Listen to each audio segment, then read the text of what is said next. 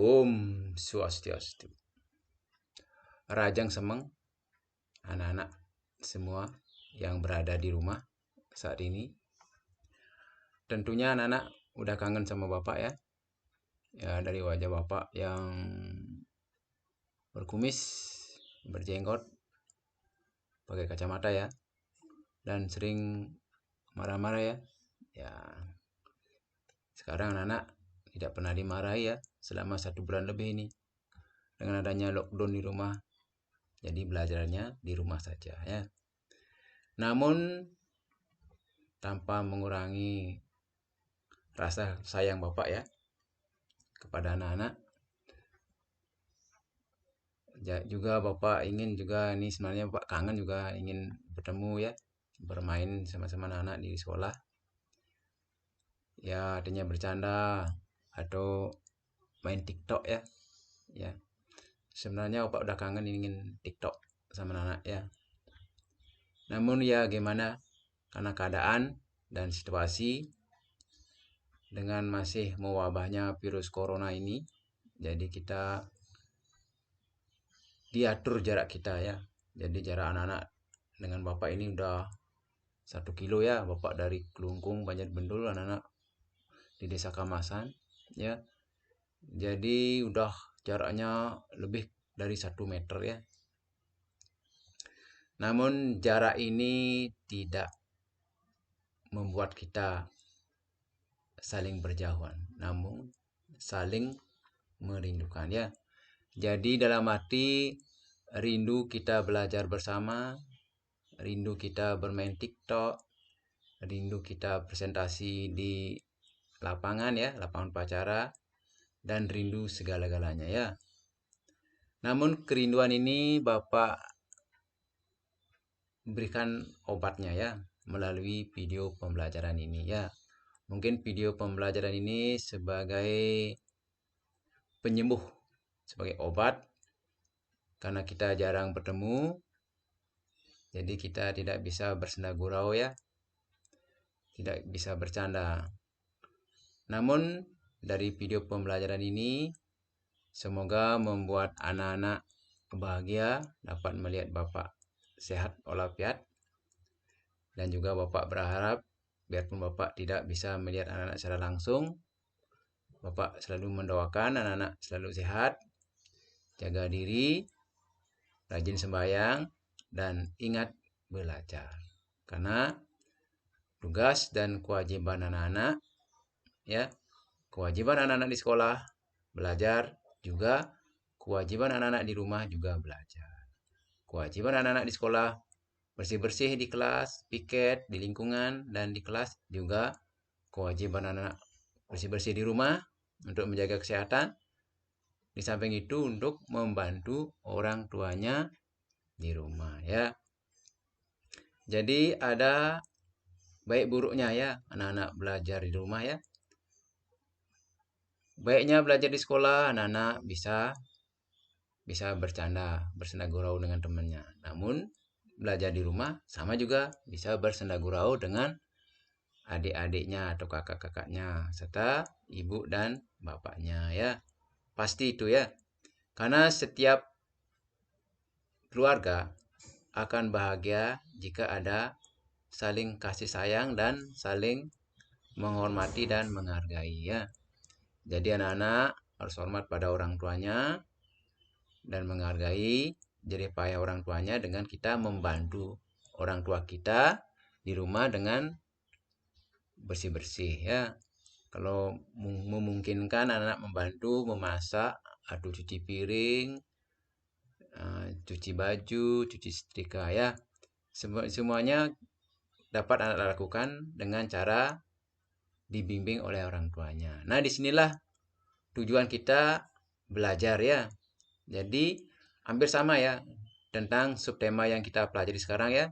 Jadi anak-anak membelajarkan diri di rumah, yaitu belajar memasak, belajar mencuci baju, belajar setrika baju, belajar membersihkan rumah. Gimana kita lakukan biarpun kita tidak tahu, namun dengan bantuan orang tua dan saudara-saudaranya kita belajar berkarya ya.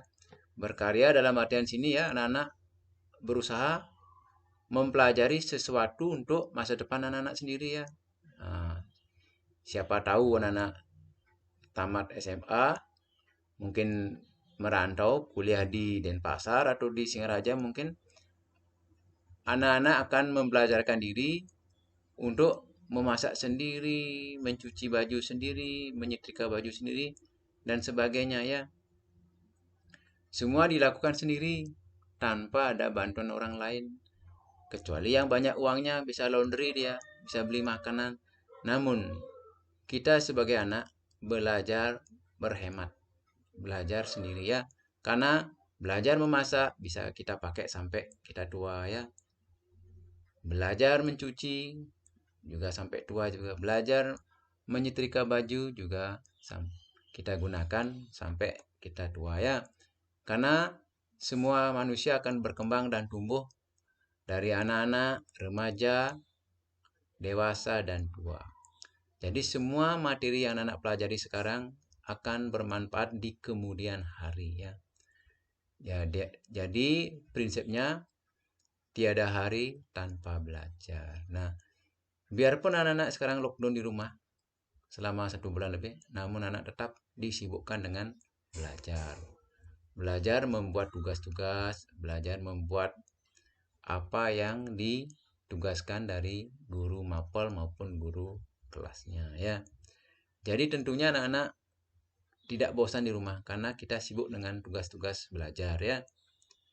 Nah, tapi kesibukan ini jangan sampai kita menunda makan, tidak boleh ya. Jadi utamakan dulu makan, setelah makan baru kita belajar ya. Jangan makan banyak sekali, kalau banyak sekali makan jelas akan timbul ngantuk, ingin tidur ya.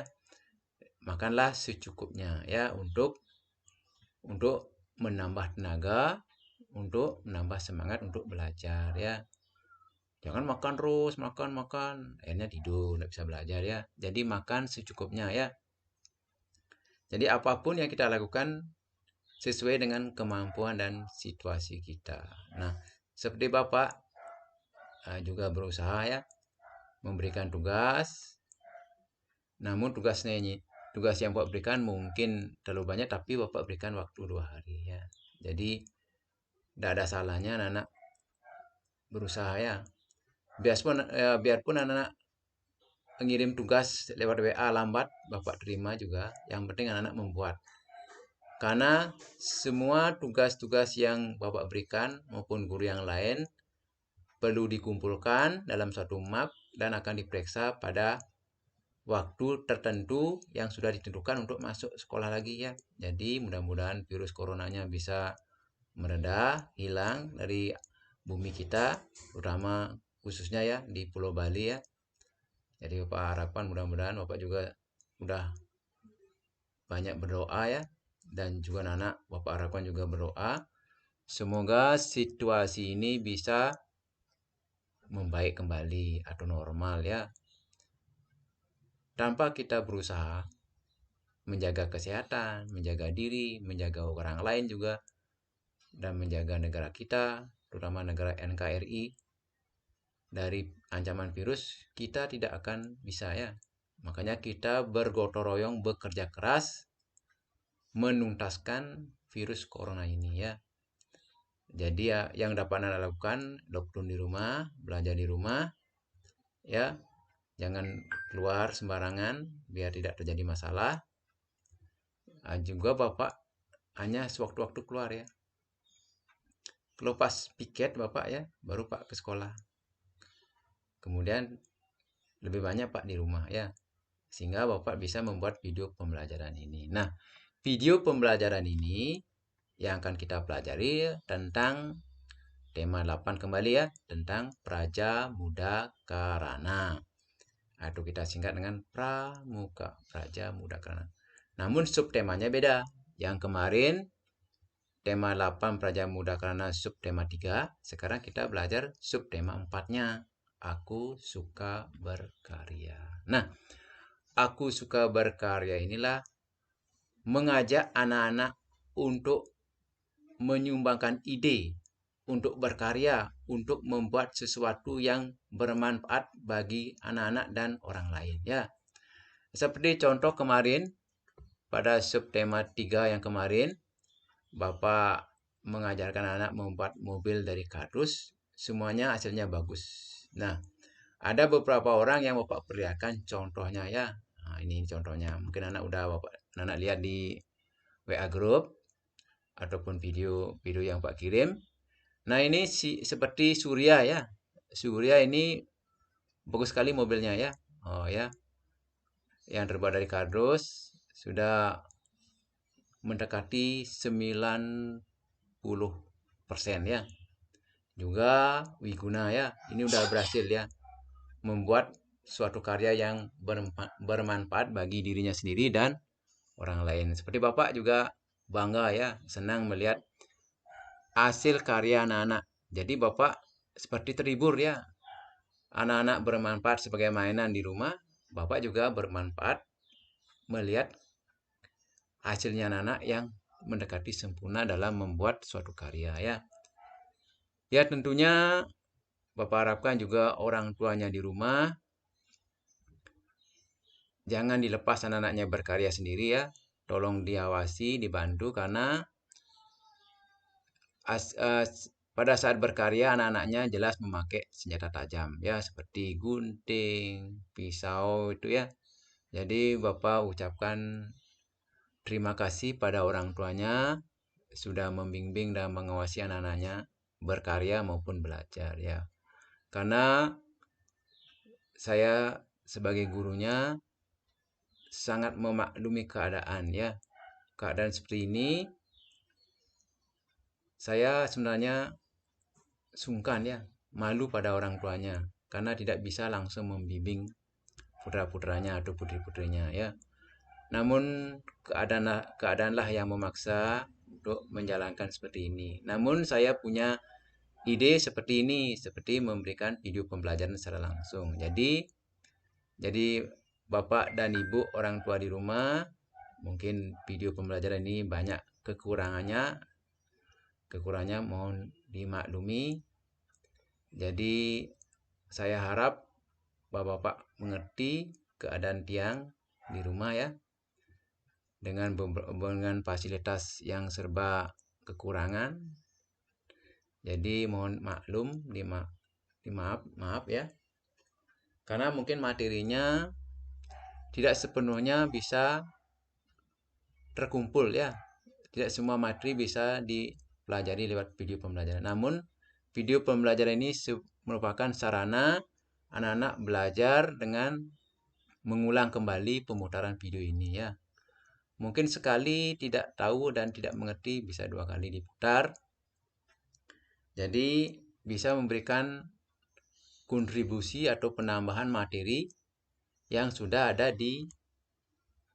atau yang sudah disiarkan di televisi Republik Indonesia yaitu TVRI pembelajaran ya. Dan mungkin kekurangan-kekurangan ini mohon dimaklumi, dimaafkan ya. Artinya bisa kita sharing ya. Mungkin Bapak, Ibu, orang tua anak-anak di rumah, mungkin ada yang guru, ada yang dosen mungkin, atau pejabat. Nah, bisa menambahkan materi-materi yang kurang dari video pembelajaran ini ya. Karena video pembelajaran ini spontan saya buat untuk melengkapi materi yang ada di TVRI maupun yang belum kita berikan di sekolah. Jadi mohon dimaklumi ya. Nah, kita lanjut dengan materi. Nah, pada subtema 4 ini, aku suka berkarya, tentunya kita akan belajar tentang mengenal arah mata angin ya.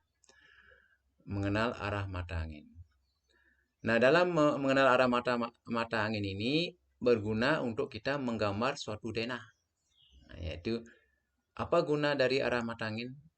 Untuk menggambar suatu denah atau tempat. Ya. Apa itu denah? Nah, ada yang tahu? Mungkin anak udah baca bukunya ya, buku LKS, buku referensi LKS itu tema 8 yang anak udah miliki. Nah, denah adalah gambaran sederhana tentang suatu tempat. Gambaran sederhana tentang suatu tempat. Nah, denah ini ada dua macam ya. Ada denah ruangan dan ada denah letak bangunan. Nah, ada dua macam. Denah ruangan dan denah letak bangunan.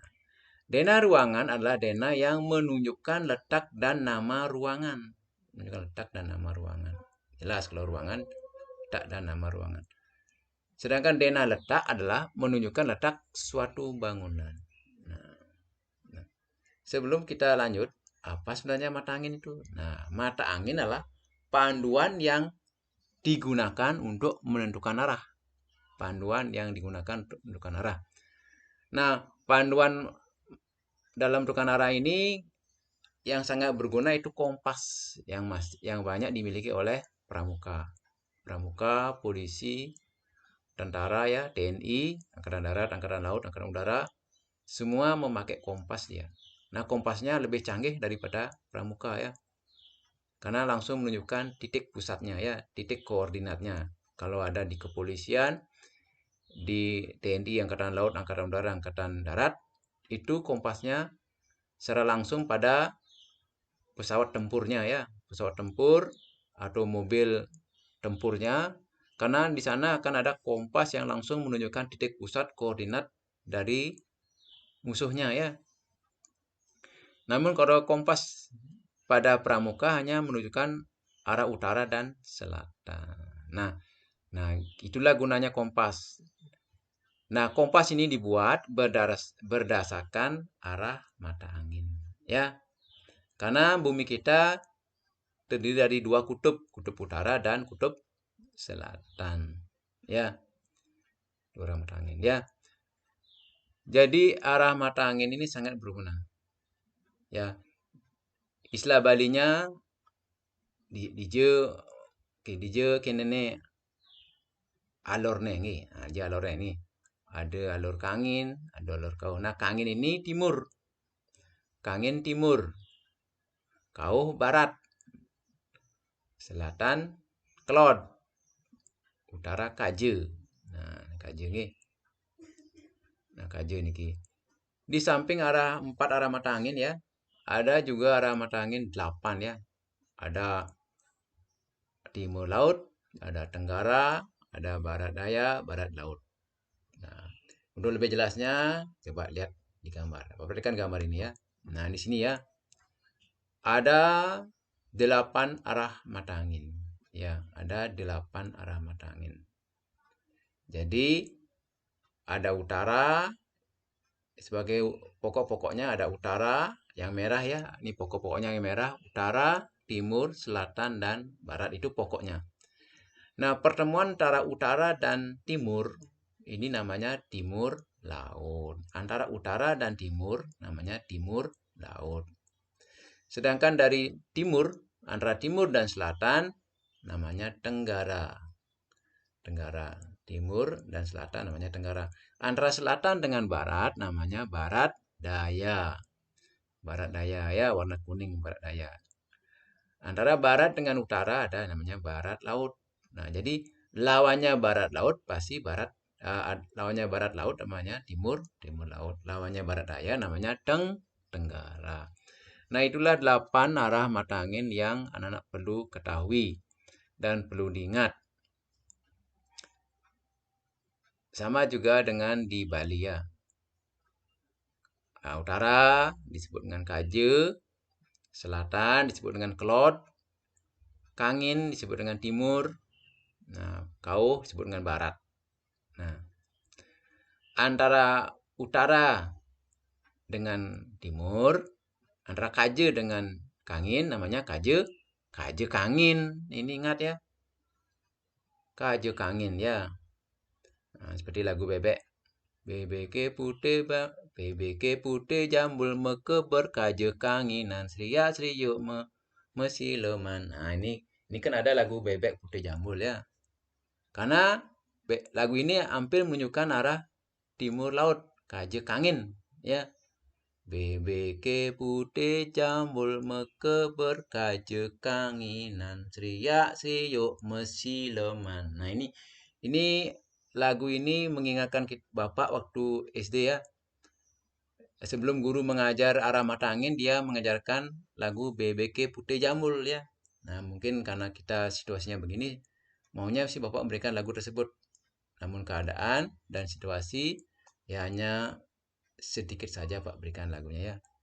BBK Putih Jamul meke berkaca kanginan, Sriya Sriyo mesileman. Nah, jadi bebek itu suka berenang dan suka air sehingga dia menyelam ke dalam air ya. Lagi timbul ya.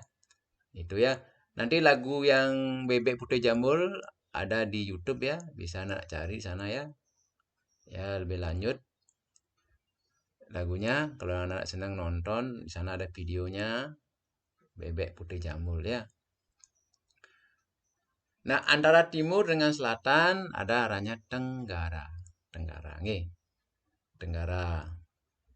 Nah, disebut dengan Tenggara niki kelot kangin. Kelot kangin ya. Jadi patokannya utara dan selatan. Jadi kelot kangin tadi KJ kangin, sekarang kelot kangin.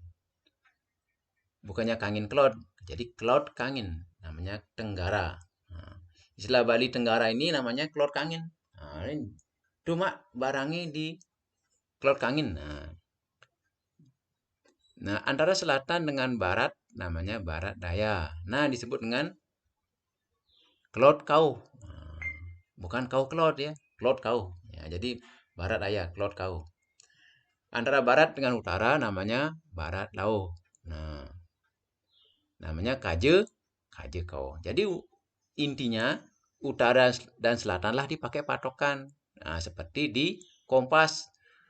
Pada kompas pasti ada U dan S. U artinya utara, S namanya selatan. Jadi itu dipakai patokan. Ya. Nah, ini itu sekilas dari arah mata angin yang Pak jelaskan. Mungkin lebih lanjut bisa dipelajari dari orang tuanya ya.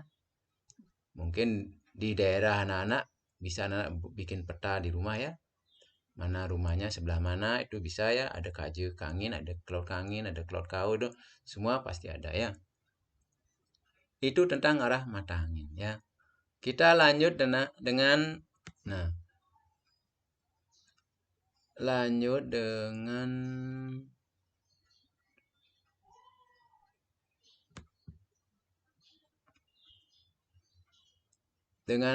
kita kembali diajak membaca diagram lingkaran. Nah, yang kemarin kan sudah ya.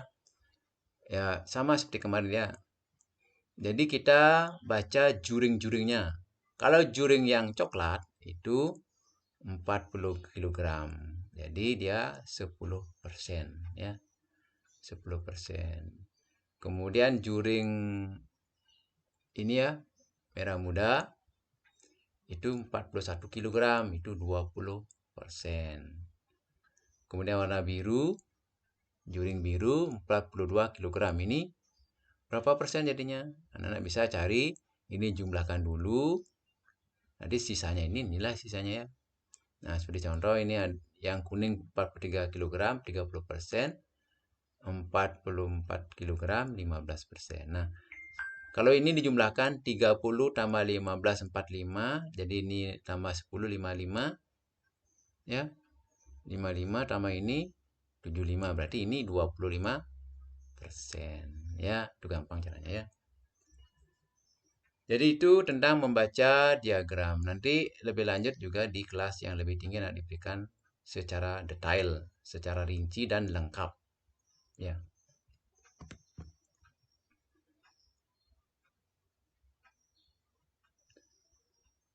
Nah, di sini pada materi tema 8 Praja Muda Karana dan subtema 4 Aku Suka Berkarya, kita akan belajar membuat model rumah-rumahan dengan teknik melipat, menggunting, atau menempel.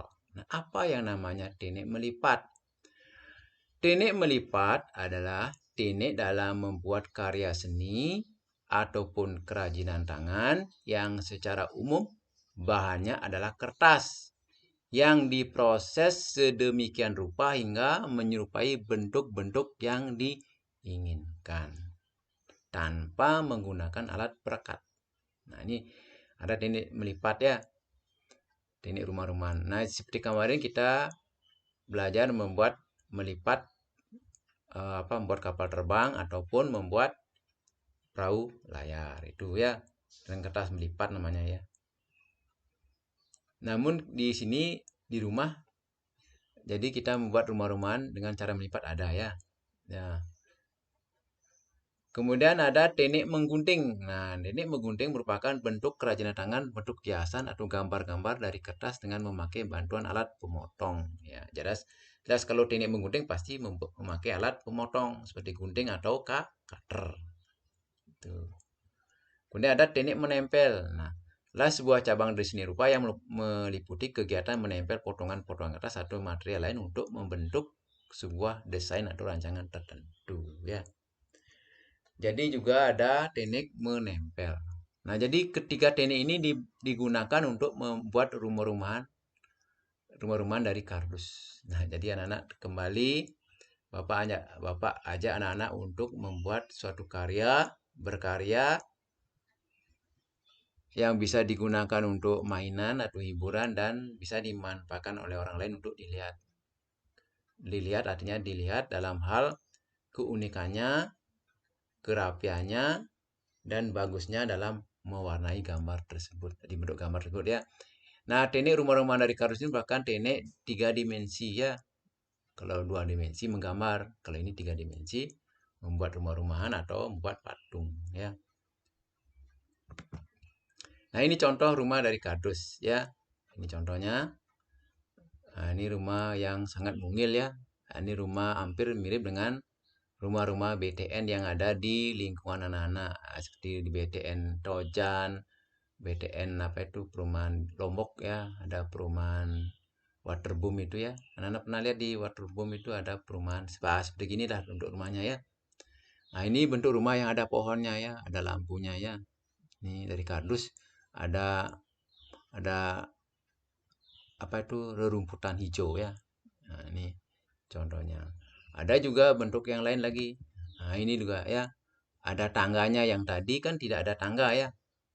Yang tadi ada tangga 2, sekarang ini ada tangga 3 ya. Nah, ini juga ada bentuk lain ini. Bentuk atapnya yang beda ya. Nah, itu contoh-contoh dari model rumah-rumah kardus. Nah, ini yang model rumah kardus yang sangat mewah ya. Karena ada bangunan bertingkatnya ya. Ini agak rumit dibuat ya. Nanti ini mungkin untuk tingkat SMP dan SMA ini membuat rumah kardus ya. Kalau kita anak kelas 3 seperti yang tadi ya, ini yang ringan ya. Yang ringan. Yang ringan saja kita buat. Nah, tentunya langkah-langkahnya sebagai berikut. Nah, jadi anak-anak dalam membuat rumah kardus harus membuat pola ya. Jadi pola temboknya ya, yang ada lubangnya khusus untuk pintunya. Ada tembok barat, tembok timur, dan tembok utara selatan ya. Ya. Itu polanya dulu buat ya. Polanya seperti ini. Kemudian lanjut dengan memotong ya. Jadi memotong mana untuk pintu, mana untuk jendela ya. Jadi pola temboknya ya. Ada tembok depan, tembok belakang, tembok samping kanan, dan tembok samping kiri. Nah, mana yang perlu diisi pintu dan jendela jelas tembok bagian depan dan bagian belakang. Bagian samping tidak perlu diisi tembok. Namun kalau memang itu biar nambah bagus, bisa diisi jendela saja, jangan pintu ya. Jadi satu rumah depannya pasti ada satu pintu untuk masuk dan keluar ya. Dan ada pintu ke belakang juga ya. Nah, ini polanya dibuat dengan memotong. Ini harus dibantu oleh orang tuanya ya. Jangan anak-anak sendiri yang bekerja. Mengapa? Karena memotong memakai alat yang tajam, cutter itu sangat tajam sekali. Ini harus berhati-hati juga. Maka orang tua perlu mengawasinya ya. Saya harap Bapak Ibu orang tua di rumah mohon dibantu, diawasi anaknya dalam berkarya ya. Ajarkan dia cara menggunakan cutter, gunting agar bisa menyelesaikan tugasnya ya. biar tidak terjadi sesuatu ya. Karena saya sebagai guru hanya bisa mengajar dari video ini. Lain halnya kalau udah normal ya, bisa kita mengajarkan memotong kertas pakai gunting, pakai cutter ya di sekolah ya. Karena ini di rumah, saya sebagai gurunya, guru kelasnya mohon bantuan Bapak Ibu orang tuanya untuk mendampingi anak-anaknya bekerja ya.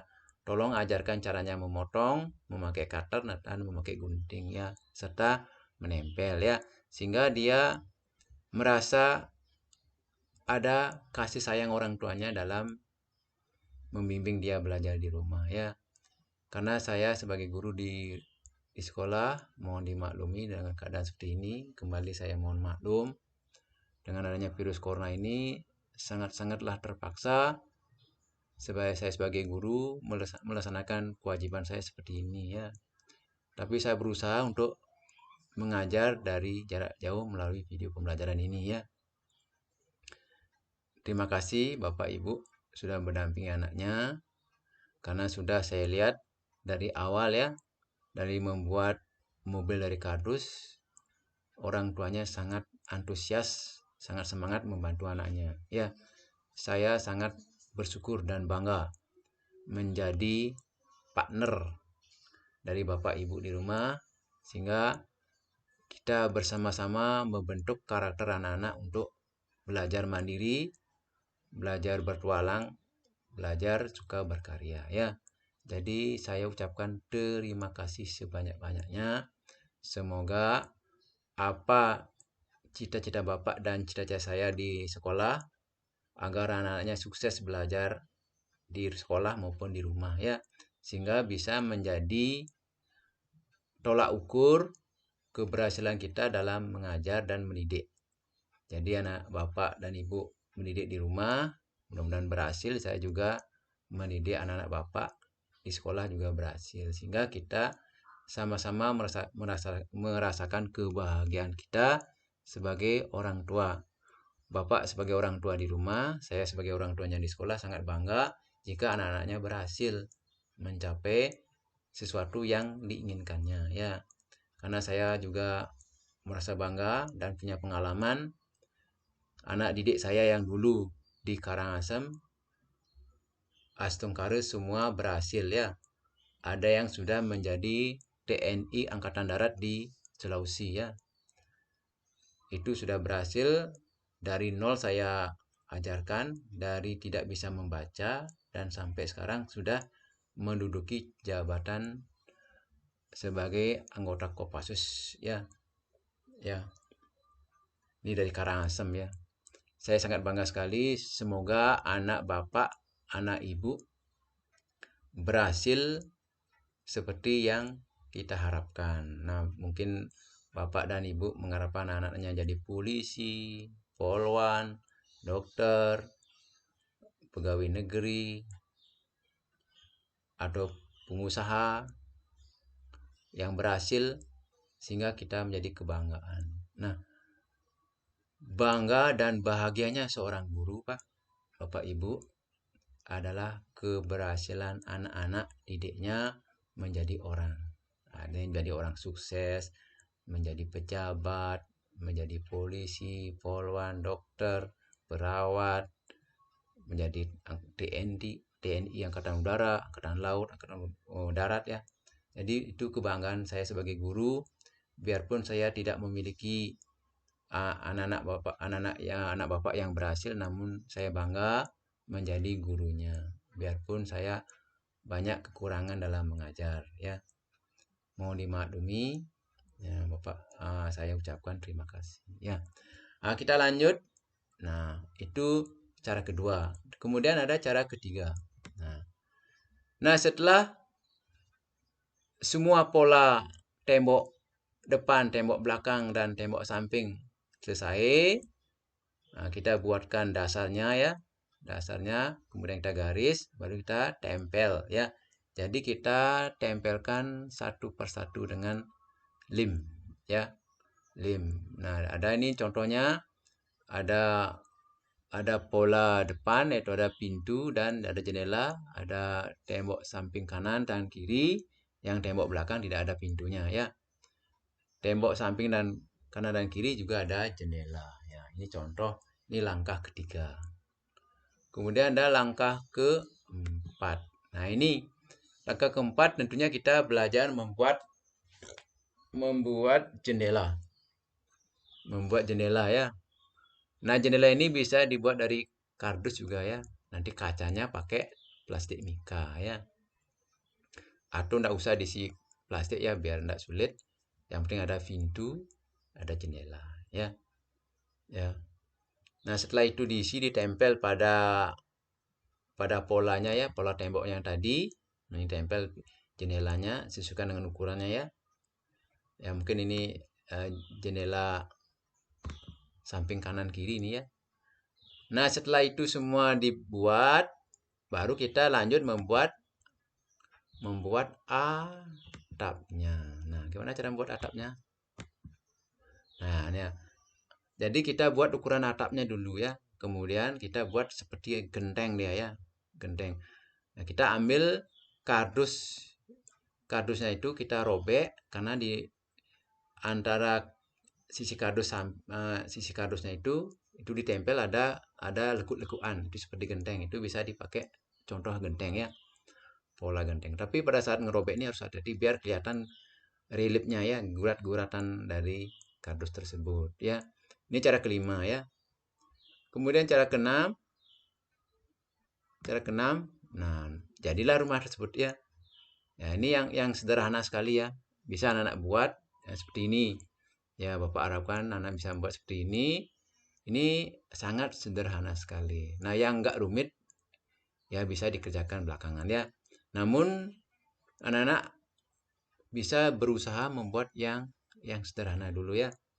Jadi biar anak punya kebanggaan, saya sudah bisa membuat suatu rumah yang sangat mungil ya. Ya. Nanti ini bisa dipakai bermain boneka-bonekaan bagi anak-anak perempuannya. Yang laki juga bisa dipakai juga sebagai mainan atau koleksi ya. Nah, itu contoh rumah model dari kardus ya. Kita lanjut. Nah, ini dalam tema 8 subtema 4 ini kita akan juga kembali belajar tentang pikiran pokok dalam paragraf. Nah, apa yang disebut dengan pikiran pokok? Nah, pikiran pokok adalah ide utama dari sebuah paragraf. Nah, apa itu paragraf? Paragraf adalah susunan dari beberapa kalimat yang saling berhubungan, berkaitan sehingga membentuk satu kesatuan. Jadi beberapa kalimat saling berhubungan dan membentuk satu kesatuan. Dalam paragraf ini terdapat ide pokok atau pikiran pokok. Jadi ide utama dari sebuah paragraf. Apa itu pikiran pokok? Adalah suatu paragraf terdapat di awal, di tengah, dan di akhir paragraf. Nah, pikiran-pikiran pokok inilah dikembangkan menjadi karangan atau kerangka karangan. Nah, dari kerangka karangan inilah kita bisa lanjut mengarang lebih lanjut, lebih bisa mengembangkan. Karena tanpa adanya kerangka karangan tidak akan bisa mengembangkan karangan tersebut. Nah, jadi tidak ada kerangka karangan, nanti ceritanya ngalur ngidul, tidak ada urutannya ya. Nah, jadi kita harus berusaha membuat kerangka karangan. Nah, jadi pikiran pokok dalam paragraf ada di awal, di tengah, dan di akhir paragraf. Nah, itu ya. Udah kembali. Ini udah berapa kali muncul di materi ini ya? Ada 3 kali ya. Tema 7 ada, tema 8 ada ya. Beberapa sub juga memperbincangkan ya, memasalahkan atau mengajak kita untuk belajar kembali tentang pikiran pokok dalam paragraf. Dalam tema 8, Pelajaran Mudahkarna Pramuka, subtema 4, Aku Suka Berkarya, kita akan berjumpa juga materi tentang kembali ya. Kembali tentang sikap pengamalan sila Pancasila. Nah, sikap pengamalan sila Pancasila. Apa yang dimaksudkan Pancasila? Nah, Pancasila adalah ideologi dasar bagi negara Indonesia. Ideologinya ya. Pancasila adalah ideologi dasar bagi negara Indonesia. Pancasila juga merupakan rumusan dan pedoman kehidupan berbangsa bernegara bagi seluruh rakyat Indonesia, ya. Pancasila merupakan rumusan atau pandangan kehidupan berbangsa dan bernegara bagi seluruh rakyat Indonesia. Nah, sikap yang mencerminkan sila ketiga seperti menjaga nama baik bangsa Indonesia. Nah, kita belajar tentang sikap pencerminan dari pengamalan sila ketiga, yaitu menjaga nama baik bangsa Indonesia, selalu bekerja sama mewujudkan kedamaian dan kesejahteraan. Dengan bekerja sama membuat tugas lebih menjadi ringan, lebih mudah, ya. Jadi dalam pengamalan sila ketiga kita diajak untuk menjaga nama baik bangsa Indonesia, ya. Jadi kita belajar jangan sampai menjelekkan atau menjatuhkan nama bangsa kita sendiri, ya. Karena kita harus tunduk ya, tunduk dengan perintah, ya. Apapun yang terjadi, NKRI harga mati. Jadi setiap ancaman yang mengancam negara NKRI, kita akan belajar untuk membantu agar negara NKRI berdiri kokoh, jangan sampai jatuh. Nah, seperti sekarang, ya. Jadi anak-anak udah mengamalkan sila ketiga, ya. Ini sudah mengamalkan sila ketiga, anak-anak. Jadi anak-anak sudah mengamalkan sila ketiga, itu mengikuti perintah pemimpin kita, ya. Ya. Jadi kita ikut lockdown, tinggal di rumah, belajar di rumah, sembahyang di rumah, ya. Ini juga kita untuk menjaga keutuhan negara kita, ya. Kalau kita melanggar, ya, tuntutan dari pemerintah, kita melanggarnya dengan jalan-jalan keluar, ya, itu berarti kita tidak menjaga nama baik bangsa Indonesia, ya. Ya. Kalau sekarang kita udah menjaga nama baik bangsa Indonesia dengan cara kita belajar di rumah, lockdown, ya, untuk menghindari COVID-19, ya. Jadi intinya anak-anak udah sedini mungkin belajar mencintai negara kita, ya, dengan mengikuti segala aturan yang diterapkan, ya. Kita lockdown, ya lockdown. Kita belajar di rumah, ya belajar di rumah. Kita bersembahyang di rumah, ya sembahyang di rumah, ya. Jadi semua perintah itu demi kebaikan kita semua, ya. Jadi bukan pemerintah itu senang-senang kita artinya dilarang kita keluar, itu tidak gini, ya, semena-mena, ya. Namun ada tujuannya. Mengapa kita disuruh lockdown? Kenapa kita harus suruh di rumah belajar? Untuk menghindari mewabahnya penyakit COVID-19, ya.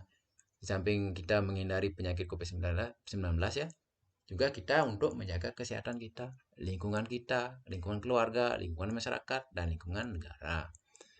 Jadi itu sudah merupakan pengamalan Pancasila sila ketiga, ya. Tetap mengikuti segala aturan yang diterapkan oleh pemerintah, ya.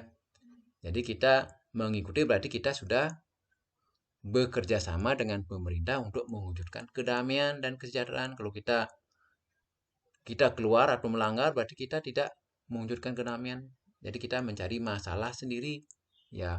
Kita akan terjangkit virus, kemudian kita di karantina. Itu kita sama saja dengan kita mencari mati sendiri, ya. Jadi kita perlu bekerja sama untuk mewujudkan segala aturan yang kita sepakati, ya. Nah, jadi ini merupakan kesepakatan dari pemerintah. Mengapa kita harus di rumah? Itu untuk menjaga kesehatan kembali, ya. Kita lanjut dengan ini dalam materi tema 8 ini kita juga belajar gimana sih caranya bermain lompat tali. Nah, anak-anak mungkin jarang sekarang anak-anak belajar bermain lompat tali, ya. Udah kebanyakan bermain gadget, ya, bermain HP, di Android, bermain game.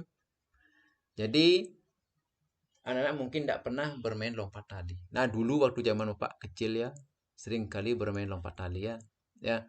Nah, bermain lompat tali ini kita perlu menyediakan alatnya dulu, ya. Nah, seperti kita membeli karet. Nah, karet ini disambung-sambung. Mengapa kita pakai karet disambung-sambung sebagai talinya bermain lompat tali? Karena karet ini sifatnya lentur ya. Ya, kalau kita kena kaki tidak sakit karena udah lentur ya. Kalau kita pakai tali plastik atau tali sapi ya sakit kita kena. Tapi kalau kita pakai karet yang disambung-sambung ini, ada yang berwarna-warni ini sangat indah dan lentur sifatnya ya. Sehingga kena kaki tidak akan sakit. Jadi kita tambah semangat. Nah, lompat tali ini juga untuk menyehatkan badan karena ada lompatan ya. Nah, lompatan seperti gambar, coba lihat anak gambarnya ini. Nah, ini namanya karet tali dari karet plastik ya. Dari plastik dia ya. Ya. Nah, ini karetnya ya. Ini karetnya. Kemudian ini ada yang melompat. Jadi bermain lompat tali perlu ada 3 anggota. Ada 2 anggota yang megang tali dan 1 anggota yang melompat. Bagi yang melompat kena kakinya karet tali ini, dia harus memegang tali karet tersebut. Nanti giliran siapa yang kena. Nah, sampai yang lolos sampai karetnya di atas kepala.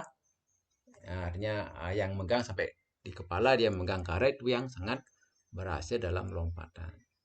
Nah, lompatan tali ini juga bermanfaat untuk pelajaran penjaskes, itu lompat jauh atau lompat tinggi ya. Ini dasarnya kita pakai dulu ya. Tapi sekarang jarang anak-anak yang menggunakan ya. Sehingga jarang kita temui ada atlet lompat jauh lompat jarak jauh atau lompat tinggi. Kita jarang kita temui ya. Mungkin hanya segelintir orang. Zaman dulu belum ada Android atau gadget. Semua pintar-pintar bermain lompat tali, terutama yang perempuan. Nah ya, ini sangat menyehatkan badan sebenarnya lompat tali ini. Nah, cara bermain lompat tali, nah ini ada caranya ya. Nah, yang pertama kita menyediakan dulu alatnya ya. Ya. Kali ini kita mau ngejelasin cara main lompat tali ini. Nah, simak bebek ya. Yang pertama, sebelum kita main lompat tali harus ada Om Pimpang. Om Pimpang alayung gambreng. Nah, itu sama dengan kita istilahnya untuk mencari pemain dulu ya. Om Pimpang alayung gambreng. Nah, yang menang tentu ya yang bermain. Dialah yang bermain. Dialah yang melompat ya kalau yang udah menang ya. Yang kalah yang lagi 2 itu jaga tali ya. Kemudian 2 orang tersebut yang kalah juga Om Pimpang kembali untuk yang kedua kalinya ya.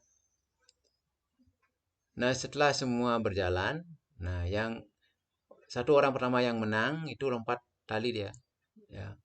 Nah, kalau dia kena kakinya tali tersebut, dia harus menjaga kembali megang talinya ya. Nanti yang Om kedua yang menang itu yang lanjut ya. Nah, dan seterusnya begitu ya. Jadi anak bisa belajar bermain lompat tali di rumah ya. Mungkin bapak ibunya bisa menyediakan tali karet ya, itu sambung-sambung ya. Ini gunanya juga untuk kesehatan ya. Nah, lompat tali ini juga ada jaraknya ya. Jarak pegang tali jangan terlalu dekat biar gampang temannya lompat. Yang lompat pun berusaha untuk melampaui tali karet tersebut ya. Jadi bisa juga digunakan untuk menghibur diri ya, cara bermain lompat tali ini ya. Itu contoh lompat tali, cara bermain tali ya. Kemudian nah, dalam bermain lompat tali tentunya kita juga perlu latihan daya tahan kaki. Nah, daya tahan kaki namanya squat jump ya. Squat jump ya, lompat daya tahan kaki ya. Jadi latihan daya tahan kaki ya. Jadi anak-anak anak-anak berjongkok, tangannya di kepala, disambung ya. Kemudian lompat ke atas, lalu turun ke bawah lagi, dan seterusnya begitu ya.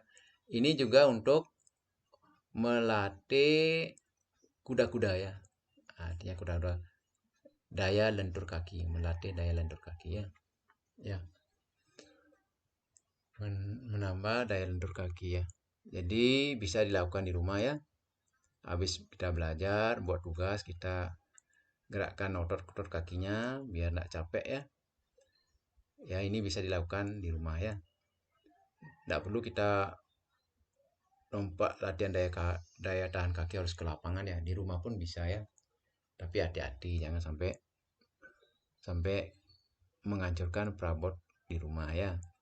Pasti anak punya halaman ya, apalagi kita sebagai orang Bali pasti punya halaman yang sangat luas karena kita punya sistem rumah yang ada bali daje, bali dangin, bali dau, ada gelebeg, ada pohon ya.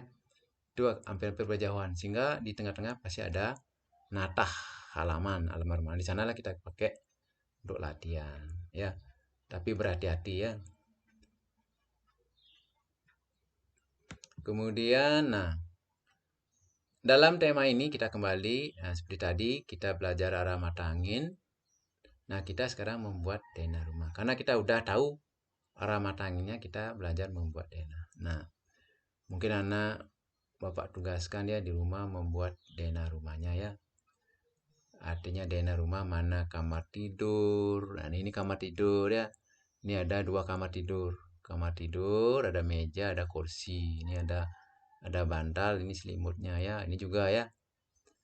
Ada kamar tidur, ada bantal, ada selimutnya ya. Ini pintu masuk, ini juga pintu masuk ya.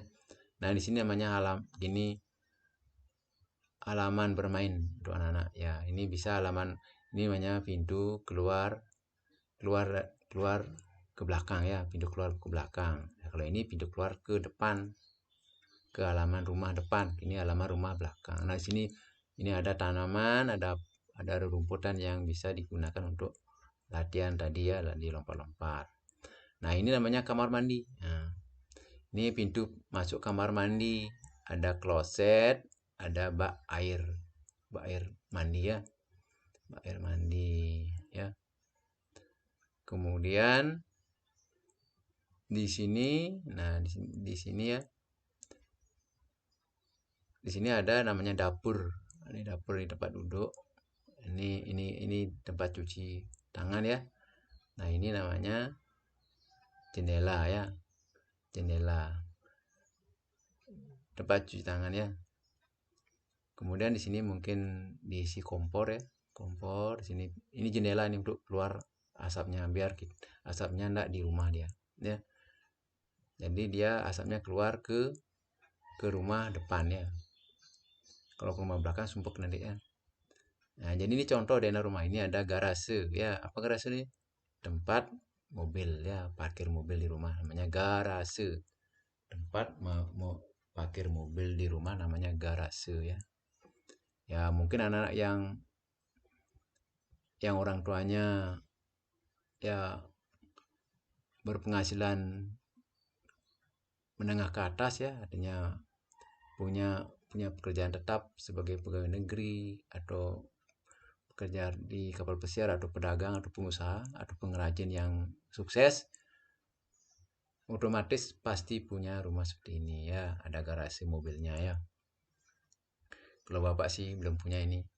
Nah, Bapak hanya sebatas guru SD, belum punya rumah yang ada garasinya, belum punya mobil, ya kawin aja ya sepeda motor ya. Namun Bapak bahagia ya, karena bisa membuat anak-anak menjadi pejabat tinggi, menjadi pegawai negeri, menjadi polisi, menjadi dokter, menjadi perawat, menjadi TNI ya, seperti Pak bilang tadi. Biarpun Bapak sederhana hidupnya ya, tapi Bapak bangga karena bisa mengantar anak-anak didik Bapak ke jenjang yang lebih tinggi sesuai dengan cita-citanya ya. Kita lanjut.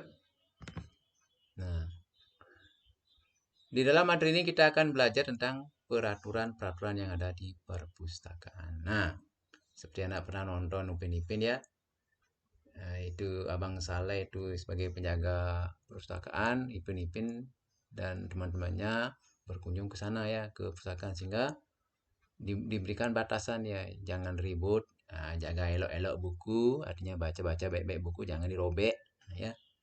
Jadi kita harus mengambil hikmahnya kita dalam nonton Upin Ipin ya. Nah, apa sih peraturan perpustakaan itu? Nah, ada tata tertib dalam perpustakaan. Nah, tata tertib dalam perpustakaan yaitu satu, jangan membuat gaduh. Nah, istilah Upin Ipinnya, jangan buat gaduh, hanya buat keributan ya. Artinya tidak menimbulkan suara keras yang dapat mengganggu pengunjungnya ya. Ya. Tidak boleh merokok, tidak boleh makan dan minum. Karena perpustakaan hanya berguna untuk membaca buku, bukan merokok, bukan makan, bukan minum ya. Jadi bedakan ini, nanti biar anak enggak disemprot sama petugasnya, oh, kamu kok perpustakaan makan dan minum ya. Kalau makan dan minum pasti di kantin ya, atau di halaman sekolah. Jangan di dalam kelas makan, karena Bapak banyak lihat anak-anak sering makan di kelas. Nanti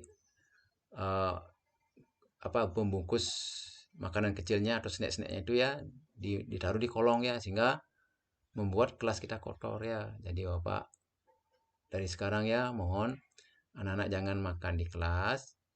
Jadi makanlah di halaman atau di kantin ya. Di halaman atau di kantin. Nah, pembungkus makanan kecil itu dikumpulkan dalam suatu kresek dan taruh di tong sampah yang telah disediakan ya. Jadi anak-anak belajar hidup sehat dan bersih ya. Nah, dalam perpustakaan ini juga kita diberikan aturan jangan memindahkan buku dari rak ke rak yang lainnya.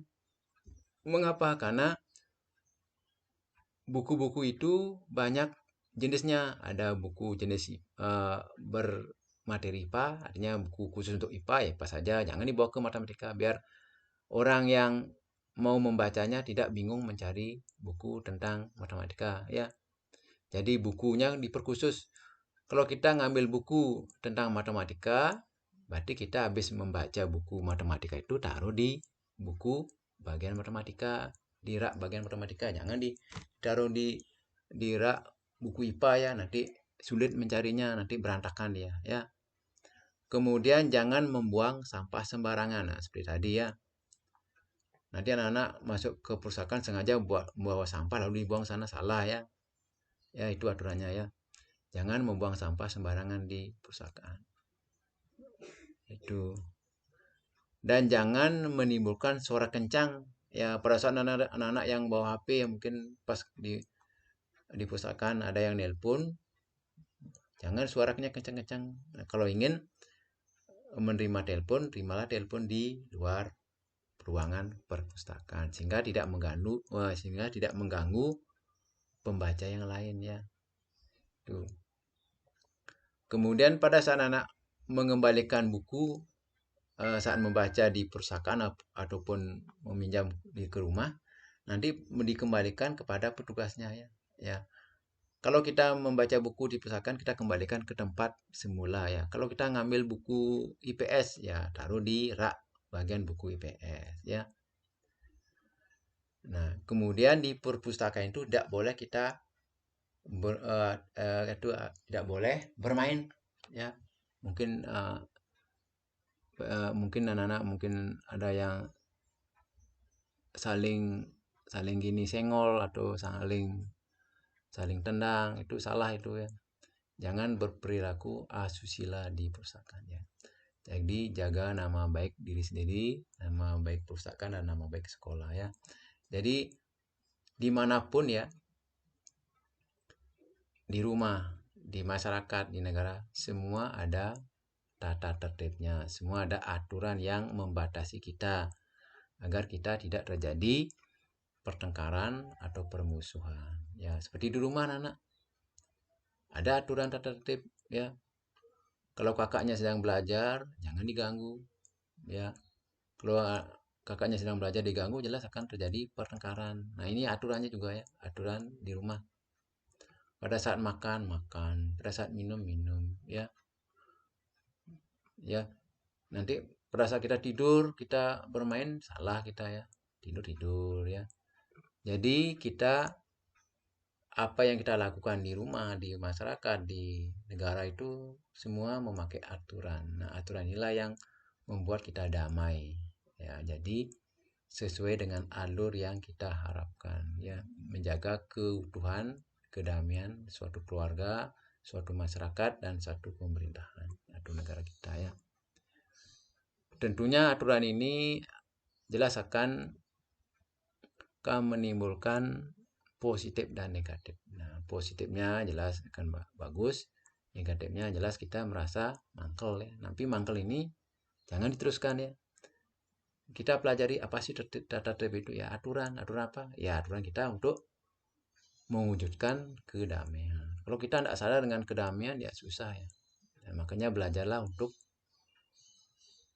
mendamaikan diri sendiri dulu, baru mendamaikan orang lain ya.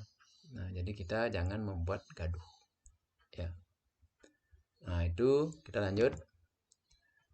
Dalam materi ini juga tema 8, Pelajaran Buddha Krana, subtema 4, Aku Suka Berkarya, kita akan belajar pengamalan sila kelima. Apa bunyi sila kelima? Yaitu keadilan sosial bagi seluruh rakyat Indonesia. Keadilan sosial bagi seluruh Indonesia. Nah, simbol dari sila kelima ya jelas padi dan kapas. Apa artinya? Padi dan kapas apa artinya ya? Padi itu kesejahteraan, kapas itu jadi padi itu pangan, kapas itu sandang ya, pakaian. Kalau papan baru perumahan ya. Di dalam sila kelima ada kata adil. Apa artinya adil? Nah, adil artinya menempatkan sesuatu sesuai dengan kebutuhan dan kegunaannya. Jadi adil merupakan menempatkan sesuatu dengan kebutuhan dan kegunaannya. Ya, adil ya. Jadi anak harus belajar adil. Adil dalam arti kalau kita pada saat kita belajar ya jangan bermain. Nah, itu ya. Sehingga anak-anak bisa menimbulkan sikap adil di sekolah ya. Nah, pada saat anak-anak belajar di sekolah, pas gurunya masuk, pas mengajar, pas memberikan penjelasan anak bermain itu tidak adil bagi Pak Guru ya. Sehingga anak-anak akan dihukum ya. Ya. Kalau anak-anak bermain pada saat istirahat, makan, minum tidak akan dimarahi. Itu bapak gurunya membiarkan anak-anak untuk melepaskan lelah dengan beristirahat dan menikmati makanan yang dibawa ya. Itu keadilannya. Contoh pengamalan sila kelima lagi, memberikan kesempatan di sini ya. Seperti contoh sila kelima tadi. Bapak, Ibu guru, petugas perpustakaan pasti memberikan kesempatan anak untuk membaca buku di perpustakaan ya. Ya, tanpa membedakan anak orang kaya, anak orang miskin, anak yang pandai, anak yang bodoh, itu semua diizinkan untuk ke perpustakaan untuk membaca buku ya. Karena semua siswa, semua guru, semua pegawai dan staf di sekolah adalah anggota perpustakaan. Semua diberikan kesempatan bebas untuk membaca buku, untuk menimba ilmu ya. Nah, apa kewajiban petugas perpustakaan? Yaitu memberikan pelayanan pengunjung yang baik ya. Itu ya. Itu ya. Wah, ini bau masakan ini. Waktunya istirahat ya. Kita lanjut lagi dikit ya. Ya. Lanjut. Nah, peraturan bagi pengunjung perpustakaan udah tadi ya. Bersikap sopan, baik saat berada di perpustakaan, memberikan buku sesuai dengan batas waktu peminjaman. Jika buku yang dipinjam rusak hilang, buku harus diganti ya dan diperbaiki. Aturan yang berlaku untuk semua pengunjung perpustakaan. Ini sama seperti tadi ya. Ini lebih jelas, lebih ringkas. Nah, di sini ini sudah ya. Sila kelima. Sudah. Nah, ini sikap-sikap yang sesuai dengan pengamalan sila Pancasila. Nah, di sini dari sila yang pertama, kedua, ketiga, dan keempat, dan kelima ini ada beberapa sikap yang anak harus pelajari ya.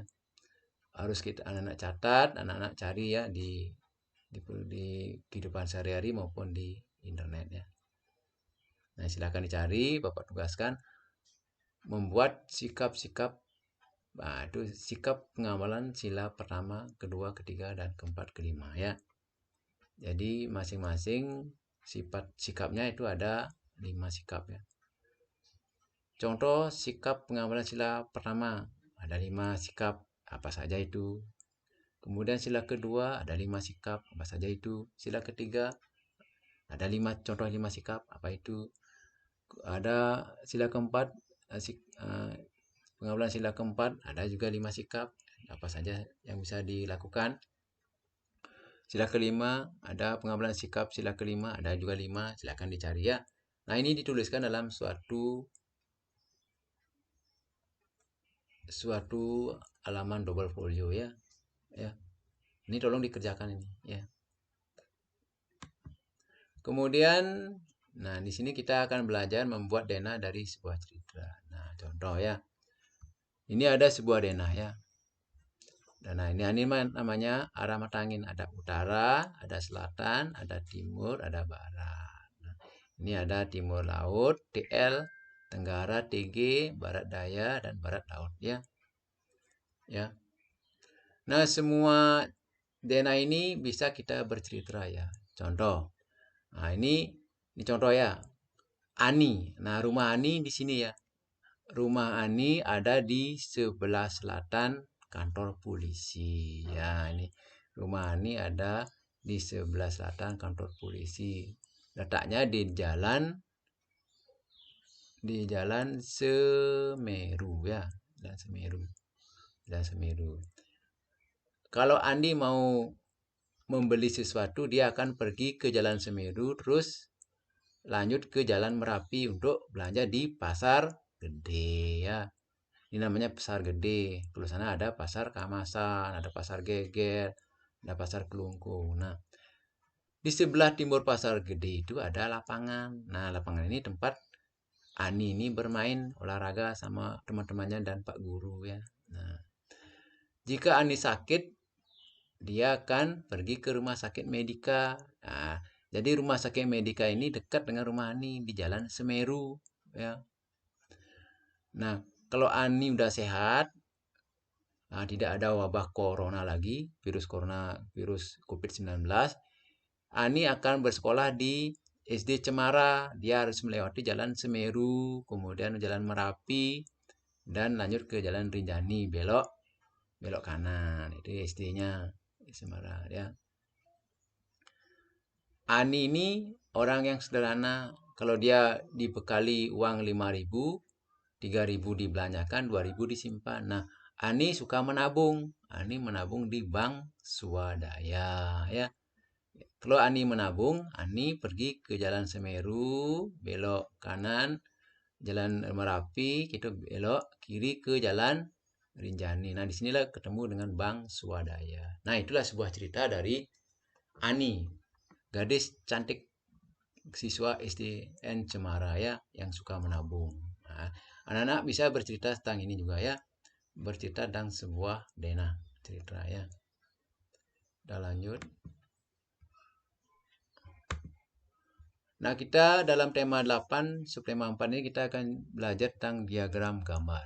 Nah, tadi kan udah diagram gambar. Apa sih diagram gambar? Diagram gambar adalah piktogram atau bagian yang menampilkan data dalam bentuk. Dapat ulang, diagram gambar atau piktogram adalah bagan yang menampilkan data dalam bentuk gambar, menyajikan data dalam bentuk piktogram. Merupakan cara yang paling sederhana ya. Dari diagram gambar.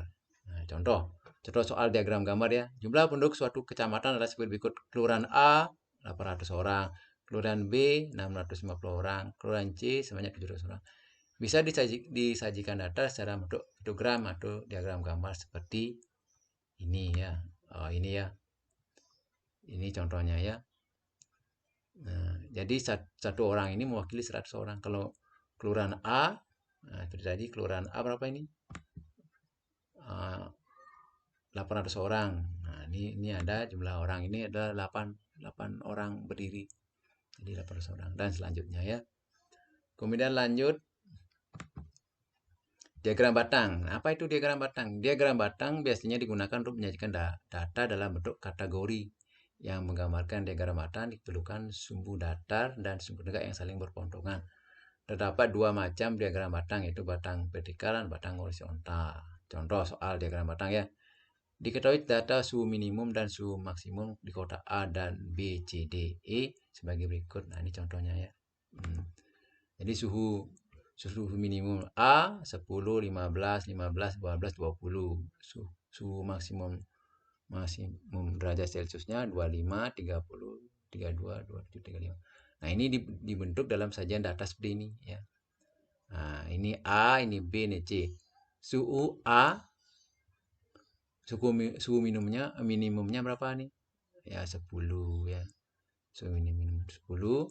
Kemudian B 15, C 15, D 12 turun, E-nya 20. Nah, ini suhu minimum ya.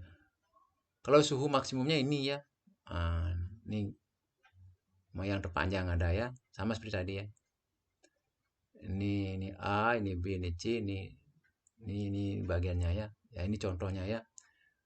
Nanti lebih jelasnya kita pelajari nanti di sekolah. Kalau mudah-mudahan Anda bisa virus coronanya mereda ya.